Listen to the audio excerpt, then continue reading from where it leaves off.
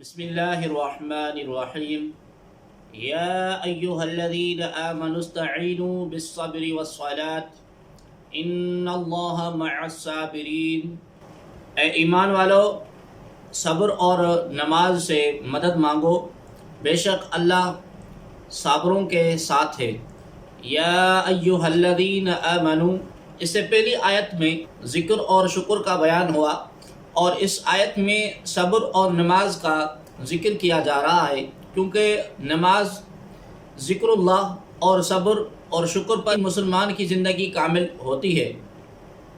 اس آیت میں فرمایا گیا کہ صبر اور نماز سے مدد مانگو۔ صبر سے مدد طلب کرنا یہ ہے کہ عبادات کی ادائیگی، گناہوں سے رکنے اور نفسانی خواہشات کو پورا نہ کرنے پر صبر کیا جائے، اور نماز چونکہ تمام عبادات کی اصل اور اہل ایمان کی معراج ہے اور صبر کرنے میں بہترین معاون ہے، اس لیے اس سے بھی مدد طلب کرنے کا حکم دیا گیا، اور ان دونوں کا بطور خاص اس لیے ذکر کیا گیا کہ بدن پر باطنی اعمال میں سب سے سخت صبر اور ظاہری اعمال میں سب سے مشکل نماز ہے۔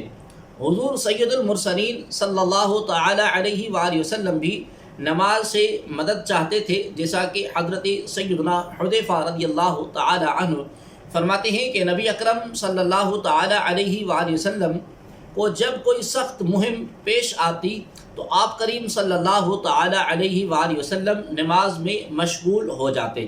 اسی طرح نماز استسقاء اور نماز حاجت بھی نماز سے مدد چاہنے ہی کی صورتیں ہیں۔ ان اللہ مع الصابرین، بے شک اللہ صابروں کے ساتھ ہے۔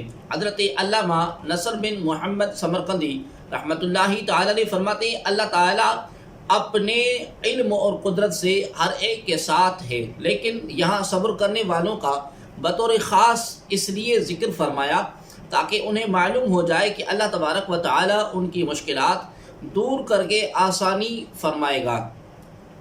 اس آیت میں صبر کا ذکر ہوا۔ صبر کا معنی ہے نفس کو اس چیز پر روکنا جس پر رکنے کا عقل اور شریعت تقاضا کر رہی ہو، یا نفس کو اس چیز سے باز رکھنا جس سے رکنے کا عقل اور شریعت تقاضا کر رہی ہو۔ بنیادی طور پر صبر کی دو قسمیں ہیں، ایک بدنی صبر جیسے بدنی مشقتیں برداشت کرنا اور ان پر ثابت قدم رہنا، دوسرا طبعی خواہشات اور خواہش کے تقاضوں سے صبر کرنا۔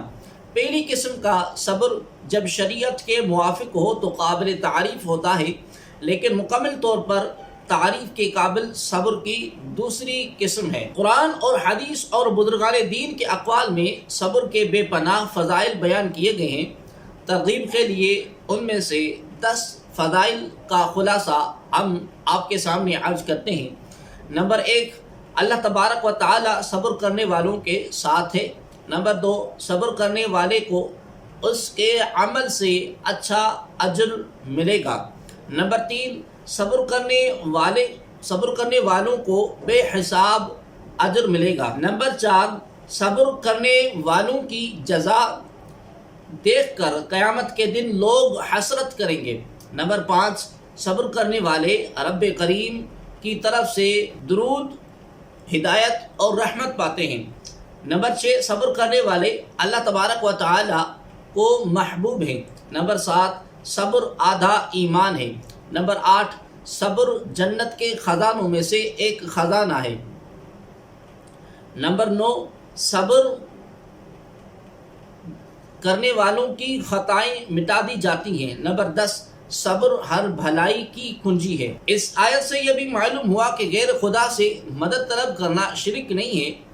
اعلیٰ حضرت عظیم البرکت مجدد الدین و ملت الشاہ سیدی امام احمد رضا خان فاضل بریلوی رحمۃ اللہ تعالی علیہ فرماتے ہیں کہ خدا را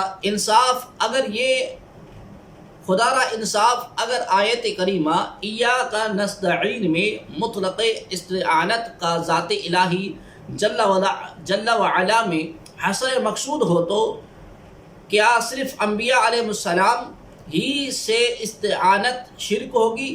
کیا یہی غیر خدا ہیں؟ اور سب اشخاص اور اشیاء وہابیہ کے نزدیک خدا ہیں؟ یا آیت میں خاص انہی کا نام لے دیا ہے کہ ان سے شرک اوروں سے روا ہے؟ نہیں، جب مطلقاً ذات احدیت سے تخصیص اور غیر سے شرک ماننے کی ٹھہری تو کیسی ہی استعانت کسی غیر خدا سے کی جائے ہمیشہ ہر طرح سے شرک ہی ہوگی، کہ انسان ہو یا جمادات، احیاء ہو یا اموات، ذوات ہوں یا صفات، افعال ہوں یا حالات، غیر خدا ہونے میں سب داخل ہیں۔ کیا جواب ہے کہ آیت کریمہ کے رب تبارک و تعالی فرماتا ہے وَاسْتَعِينُوا بِالصَّبْرِ وَالصَّلَاةِ، استعانت کرو صبر اور نماز سے۔ کیا صبر خدا ہے جس سے استعانت کا حکم ہوا ہے؟ کیا نماز خدا ہے جس سے استعانت کو ارشاد کیا ہے؟ دوسری آیت میں فرماتا ہے وَتَعَاوَنُوا عَلَى الْبِرِّ وَالتَّقْوَىٰ، آپس میں ایک دوسرے کی مدد کرو بھلائی اور پرہیزگاری پر۔ کیوں صاحب، اگر غیر خدا سے مدد لینی مطلقاً محال ہے تو اس حکم الہی حاصل کیا ہے؟ اور اگر ممکن ہو تو جس سے مدد مل سکتی ہے اس سے مدد مانگنے میں کیا زہر گھل گیا؟ حدیثوں کی تو گنتی ہی نہیں، بکثرت احادیث میں صاف صاف حکم ہے کہ صبح کی عبادت سے استعانت کرو، شام کی عبادت سے استعانت کرو، کچھ رات رہے کہ عبادت سے استعانت کرو، علم کے لکھنے سے استعانت کرو، سحری کے کھانے سے استعانت کرو، دوپہر کے سونے سے استعانت اور صدقہ سے استعانت کرو، حاجت روایوں میں حاجتیں چھپانے سے استعانت کرو۔ مزید تفصیل کے لیے فتاوی رضویہ کی جلد نمبر 21ویں جلد میں موجود رسالہ برکات الامداد لأہل الاستمداد کا مطالعہ فرمائیں۔ وَلَا تَقُولُوا لِمَنْ يُقْتَلُ فِي سَبِيلِ اللَّهِ أَمْوَاتٌ بَلْ أَحْيَاءٌ وَلَكِنْ لَا تَشْعُرُونَ، یعنی اور جو اللہ کی راہ میں مارے جائیں انہیں مردہ نہ کہو بلکہ وہ زندہ ہیں لیکن تمہیں اس کا شعور نہیں۔ وَلَا تَقُولُوا لِمَنْ يُقْتَلُ فِي سَبِيلِ اللَّهِ أَمْوَاتٌ، اور جو اللہ کی راہ میں مارے جائیں انہیں مردہ نہ کہو۔ صبر کے ذکر کے بعد اب صبر کرنے والوں کی ایک عظیم قسم یعنی شہیدوں کا بیان کیا جا رہا ہے۔ یہ آیت کریمہ شہداء کے حق میں نازل ہوئی۔ بعض لوگ شہداء کی شہادت پر افسوس کرتے ہوئے کہتے تھے کہ وہ لوگ شہید ہو کر نعمتوں سے محروم ہو گئے۔ تب یہ آیت کریمہ نازل ہوئی جس میں فرمایا گیا کہ انہوں نے فانی زندگی اللہ تبارک و تعالیٰ کی راہ میں قربان کر کے دائمی زندگی حاصل کر لی۔ اس آیت میں شہداء کو مردہ کہنے سے منع کیا گیا ہے، نہ زبان سے انہیں مردہ کہنے کی اجازت ہے اور نہ دل میں انہیں مردہ سمجھنے کی اجازت ہے، جیسا کہ ایک اور مقام پر فرمان باری تعالیٰ ہے وَلَا تَحْسَبَنَّ الَّذِينَ قُتِلُوا فِي سَبِيلِ اللَّهِ أَمْوَاتًا بَلْ أَحْيَاءٌ عِندَ رَبِّهِمْ يُرْزَقُونَ، اور جو اللہ کی راہ میں شہید کیے گئے ہرگز انہیں مردہ خیال نہ کرنا بلکہ وہ اپنے رب کے پاس زندہ ہیں، انہیں رزق دیا جاتا ہے۔ موت کے بعد اللہ تبارک و تعالی شہداء کو زندگی عطا فرماتا ہے اور ان کی ارواح پر رزق پیش کیا جاتا ہے، انہیں راحتیں دی جاتی ہیں، ان کے عمل جاری رہتے ہیں، ان کا اجر اور ثواب بڑھتا رہتا ہے۔ حدیث شریف میں ہے کہ شہداء کی روحیں سبز پرندوں کے بدن میں جنت کی سیر کرتی ہیں اور وہاں کے میوے اور نعمتیں کھاتی ہیں۔ حضرت انس بن مالک رضی اللہ تعالی عنہ سے روایت ہے کہ نبی کریم صلی اللہ تعالی علیہ وآلہ وسلم نے ارشاد فرمایا اہل جنت میں سے ایک شخص کو لایا جائے گا تو اللہ تبارک و تعالی اسے فرمائے گا اے ابن آدم تو نے اپنی منزل اور مقام کو کیسا پایا؟ وہ عرض کرے گا اے میرے پروردگار بہت اچھی منزل ہے۔ اللہ تبارک و تعالی فرمائے گا تو مانگ اور کوئی تمنا کر۔ وہ عرض کرے گا میں تجھ سے اتنا سوال کرتا ہوں کہ تو مجھے دنیا کی طرف لوٹا دے اور میں 10 مرتبہ تیری راہ میں شہید کیا جاؤں۔ یہ سوال اس لیے کرے گا کہ اس نے شہادت کی فضیلت ملاحظہ کر لی ہوگی۔ شہید وہ مسلمان مکلف طاہر ہے جو تیز ہتھیار سے ظلماً مارا گیا ہو اور اس کے قتل سے مال بھی واجب نہ ہوا ہو، یا معرکہ جنگ میں مردہ یا زخمی پایا گیا اور اس نے کچھ آسائش نہ پائی، اس پر دنیا میں یہ احکام ہے کہ نہ اس کو غسل دیا جائے نہ کفن، اسے اس کے کپڑوں میں ہی رکھا جائے، اسی طرح اس پر نماز پڑھی جائے اور اسی حالت میں دفن کیا جائے۔ بعض شہداء وہ ہیں کہ ان پر دنیا کے یہ احکام تو جاری نہیں ہوتے، لیکن آخرت میں ان کے لیے شہادت کا درجہ ہے، جیسے ڈوب کر یا جل کر یا دیوار کے نیچے دب کر مرنے والا، طلب علم اور سفر حج کی غرض راہ خدا میں مرنے والا، یہ سب شہید ہیں۔ حدیثوں میں ایسے شہداء کی تعداد 40 سے زائد ہے۔ مکمل تفصیل کے لیے بہار شریعت حصہ نمبر 4 ملاحظہ فرمائیں۔ وَلَكِنْ لَا تَشْعُرُونَ، لیکن تمہیں اس کا شعور نہیں، یعنی یہ بات تو قطعی ہے کہ شہداء زندہ ہیں، لیکن ان کی حیات کیسی ہیں اس کا ہمیں شعور نہیں ہے، اس لیے ان پر شرعی احکام عام میت کی طرح ہی جاری ہوتے ہیں، جیسے قبر، دفن، تقسیم میراث، ان کی بیویوں کا عدت گزارنا، عدت کے بعد کسی دوسرے سے نکاح کر سکنا وغیرہ۔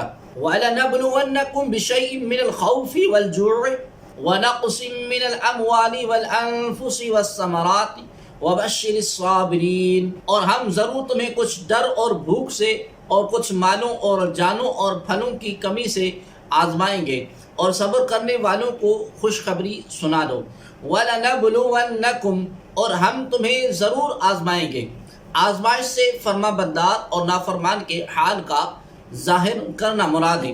امام شافعی رحمۃ اللہ تعالی علیہ کے بقول، خوف سے اللہ تبارک و تعالیٰ کا ڈر، بھوک سے رمضان کے روزے، مالوں کی کمی سے زکوٰۃ صدقات دینا، جانوں کی کمی سے امراض کے ذریعے اموات ہونا، پھلوں کی کمی سے اولاد کی موت مراد ہے، کیونکہ اولاد دل کا پھل ہوتی ہے، جیسا کہ حدیث شریف میں ہے۔ سرکار دو عالم نور مجسم صلی اللہ تعالی علیہ وآلہ وسلم نے ارشاد فرمایا، جب کسی بندے کا بچہ مرتا ہے تو اللہ تبارک و تعالی فرشتوں سے فرماتا ہے، تم نے میرے بندے کے بچے کی روح قبض کی؟ وہ عرض کرتے ہیں ہاں یا رب عز و جل۔ پھر فرماتا ہے کہ تم نے اس کا دل کا پھل لے لیا؟ وہ عرض کرتے ہیں ہاں یا رب عز و جل۔ اللہ تعالیٰ فرماتا ہے اس پر میرے بندے نے کیا کہا؟ فرشتے عرض کرتے ہیں اس نے تیری حمد کی اور انا للہ و انا الیہ راجعون پڑھا۔ اللہ تبارک و تعالیٰ فرماتا ہے اس کے لیے جنت میں مکان بناؤ اور اس کا نام بیت الحمد رکھو۔ یاد رہے کہ زندگی میں قدم قدم پر آزمائشیں ہیں۔ اللہ تبارک و تعالیٰ اپنے بندوں کو کبھی مرض سے، کبھی جان اور مال کی کمی سے، کبھی دشمن کے ڈر خوف سے، کبھی کسی نقصان سے، کبھی آفات اور بلیات سے، اور کبھی نت نئے فتنوں سے آزماتا ہے۔ اور راہ دین اور تبلیغ دین تو خصوصاً وہ راستہ ہے جس میں قدم قدم پر آزمائشیں ہیں۔ اس سے فرما بردار اور نافرمان، محبت میں سچے اور محبت کے صرف دعوے کرنے والوں کے درمیان فرق ہوتا ہے۔ حضرت سیدنا نوح علیہ السلام پر اکثر قوم کا ایمان نہ لانا، حضرت ابراہیم علیہ السلام کا آگ میں ڈالا جانا، فرزند کو قربان کرنا، حضرت ایوب علیہ السلام کو بیماری میں مبتلا کرنا، ان کی اولاد اور اموال کو ختم کر دیا جانا، حضرت موسیٰ علیہ السلام کا مصر سے مدین جانا، مصر سے ہجرت کرنا، حضرت عیسیٰ علیہ السلام کا ستایا جانا اور انبیاء کرام علیہ السلام کا شہید کیا جانا، یہ سب آزمائشوں اور صبر ہی کی مثالیں ہیں، اور ان مقدس ہستیوں کی آزمائشیں اور صبر ہر مسلمان کے لیے ایک نمونے کی حیثیت رکھتی ہیں۔ لہذا ہر مسلمان کو چاہیے کہ اسے جب بھی کوئی مصیبت آئے اور کسی تکلیف یا اذیت میں مبتلا ہو تو صبر کریں اور اللہ تبارک و تعالیٰ کی رضا پر راضی رہے اور بے صبری کا مظاہرہ نہ کریں۔ صدر الشریعہ مفتی امجد علی اعظمی رحمۃ اللہ تعالی علیہ فرماتے ہیں، بہت موٹی سی بات ہے جو ہر شخص جانتا ہے کہ کوئی کتنا ہی غافل ہو، مگر جب اسے تکلیف پہنچتی ہے یا وہ کسی مصیبت اور مرض میں مبتلا ہوتا ہے تو کس قدر خدا کو یاد کرتا ہے اور توبہ اور استغفار کرتا ہے۔ اور یہ تو بڑے رتبے والوں کی شان ہے کہ وہ تکلیف کا بھی اس طرح استقبال کرتے ہیں جیسے راحت کا استقبال کرتے ہیں، مگر ہم جیسے کم سے کم اتنا تو کریں کہ جب کوئی مصیبت یا تکلیف آئے تو صبر اور استقلال سے کام لیں اور جزا اور فضا یعنی رونا پیٹنا کر کے آتے ہوئے ثواب کو ہاتھ سے نہ جانے دیں۔ اور اتنا تو ہر شخص جانتا ہے کہ بے صبری سے آئی ہوئی مصیبت جاتی نہ رہے گی، پھر اس بڑے ثواب جو احادیث میں بیان کیا گیا ہے اس سے محرومی دوہری مصیبت ہے۔ اور کثیر احادیث میں مسلمان پر مصیبت آنے کا جو ثواب بیان کیا گیا ہے ان میں سے چند احادیث یہ ہیں۔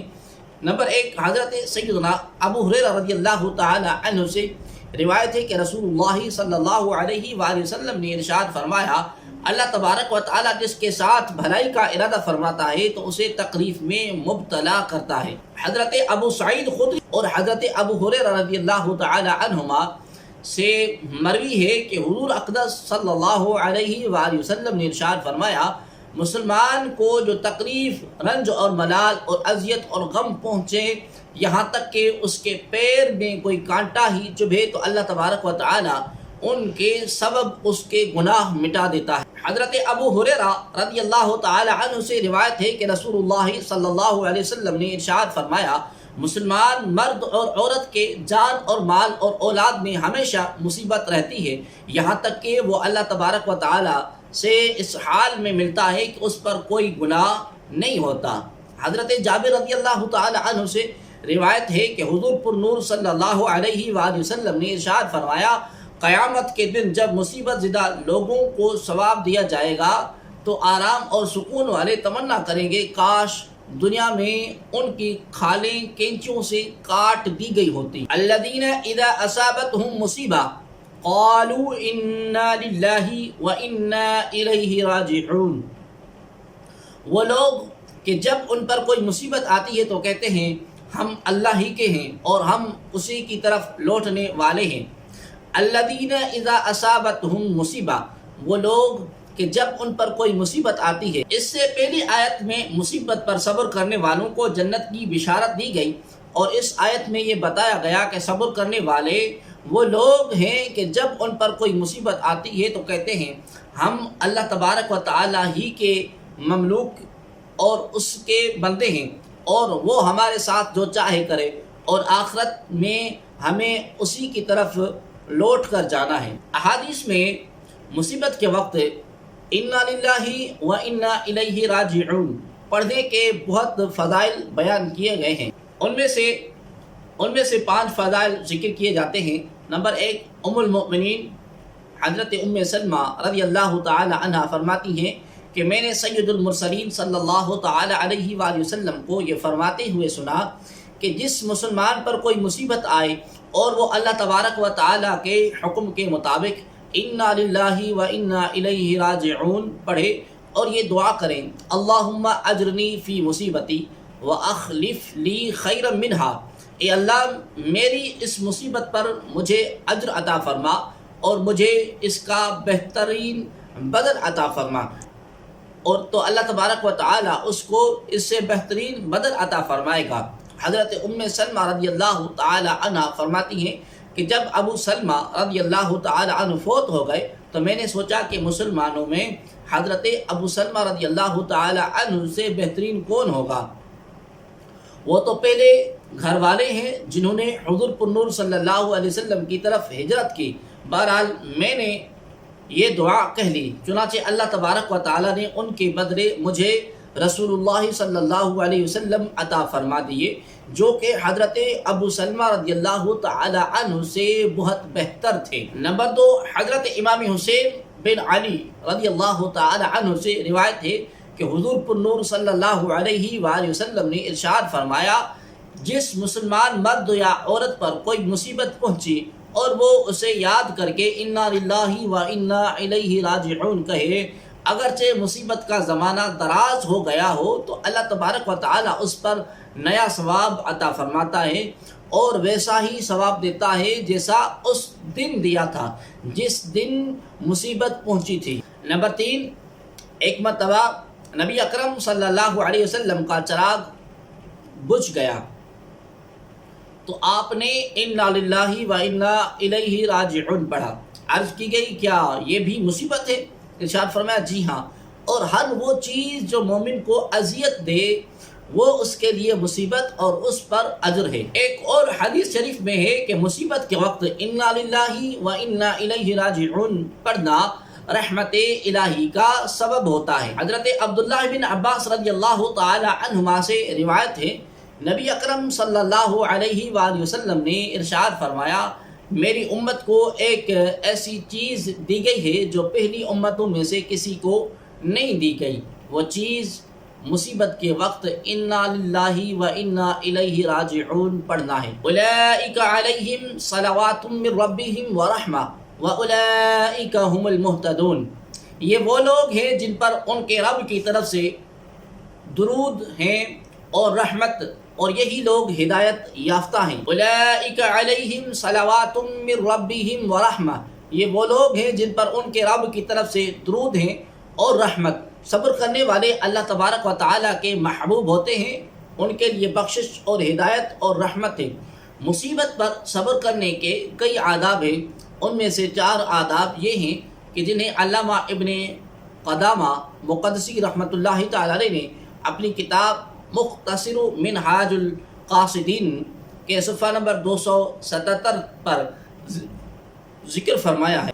نمبر 1، جب مصیبت پہنچے تو اس وقت صبر اور استقلال سے کام لیا جائے، جیسا کہ انس بن مالک رضی اللہ تعالی عنہ سے روایت ہے کہ حضور عالم صلی اللہ علیہ وسلم نے ارشاد فرمایا، صبر صدماتی ابتدا میں ہوتا ہے۔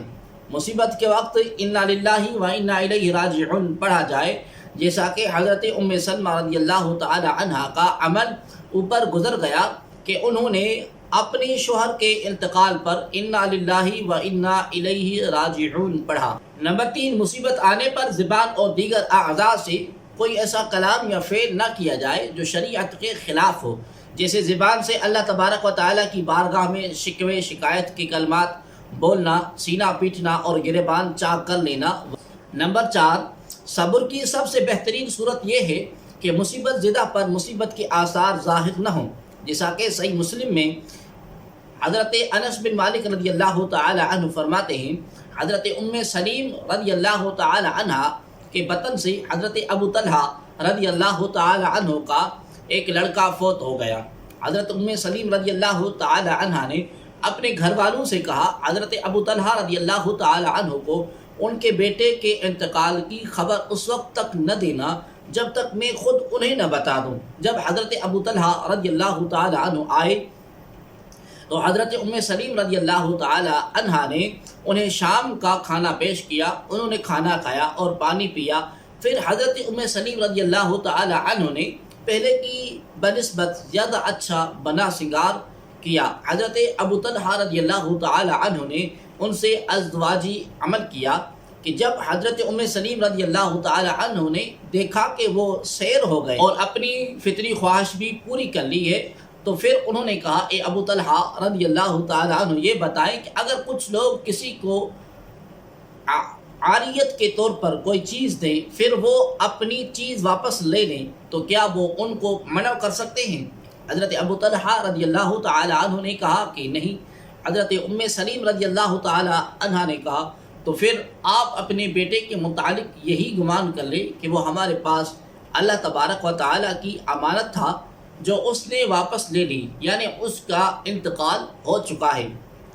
حضرت مطرف رحمۃ اللہ تعالی علیہ کا بیٹا فوت ہو گیا، لوگوں نے انہیں بڑے خوش اور خرم دیکھا تو کہا کہ کیا بات ہے کہ آپ غمزدہ ہونے کے بجائے خوش نظر آ رہے ہیں؟ فرمایا، جب مجھے اس صدمے پر صبر کی وجہ سے اللہ تبارک و تعالیٰ کی طرف سے درود اور رحمت اور ہدایت کی بشارت ہے تو میں خوش ہوں یا غمگین۔ حضرت امام غزالی رحمۃ اللہ تعالی علیہ احیاء العلوم میں فرماتے ہیں، حضرت فتح موصلی رحمۃ اللہ تعالی علیہ کی زوجہ پھسل گئی تو ان کا ناخن ٹوٹ گیا، اس پر وہ ہنس پڑی۔ ان سے پوچھا گیا کہ کیا آپ کو درد نہیں ہو رہا؟ انہوں نے فرمایا کہ اس کے ثواب کی لذت نے میرے دل سے درد کی تلخی کو زائل کر دیا ہے۔